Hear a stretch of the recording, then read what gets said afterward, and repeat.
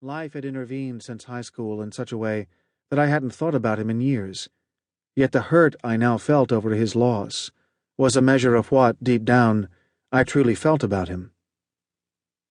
Since then, we've restored our friendship, at least to the degree possible over a long distance. Remarkably, it was the death in his family that proved to be the catalyst for that restoration, though obviously neither of us would have chosen the suffering.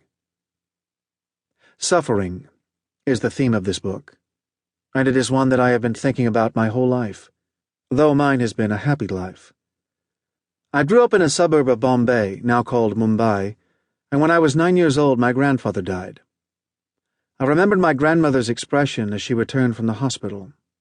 It was a defeated look, confirming the magnitude of her loss, and yet it was also defiant, as if she would not allow even this to break her dignity.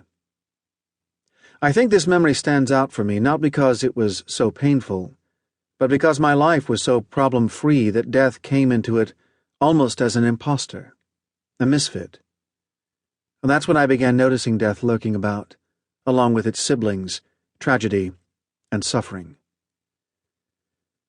When I was about 13, a group of us went to the beach near my house, not a sand beach, but the rocky entrance to the Arabian Sea. As we explored the crevices and small pools leading down to the ocean, one of my friends yelled out. He had spotted a tiny infant, probably only a few days old, floating face up in the water. Whereas in America our first thought might have been foul play or an accident, as youths in India we had no doubt in our minds that some desperate mother had drowned her child to escape the shame of having him out of wedlock. We stared at the little corpse in horrified fascination, and then we turned and ran away.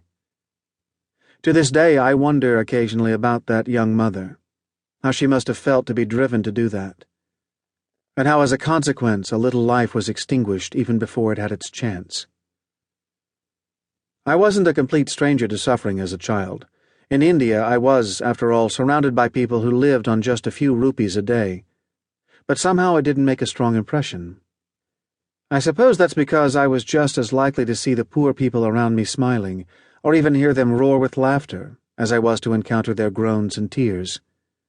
The poor in India take life as it comes, and they seem content to wring whatever happiness they can, even out of difficult circumstances. I've often wondered why this is so. I think it's because when you have very little, you typically don't compare yourself to the rich, but to those around you, and you find that by this measure, there is not very much to complain about. Back then, the person I knew who had suffered the most was undoubtedly my grandfather. That man had stories, and he told them with such gusto that you almost missed the horrific aspect of those life experiences. Never one to dwell on the negative, he only told me his life story once, at my grandmother's insistence. My grandfather worked in Burma, now called Myanmar, in the 1940s, and when the Japanese invaded the country, he and his family were forced to evacuate. Only women and children were allowed to take the boat, however. The men all had to walk. Walking, in this case, meant going on foot from Burma to India, a distance of hundreds of miles. Some of it was over mountains and across rivers and through malaria-infested jungle.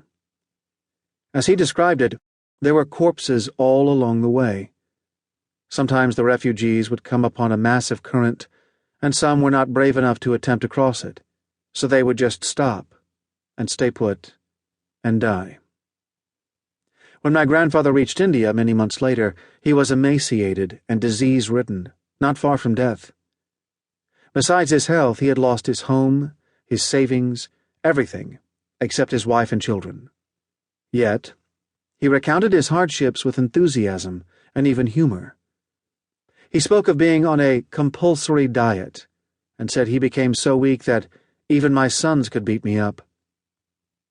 If you didn't know his story, you would have guessed by his cheerful attitude that he had known little of pain or suffering. Coming to America.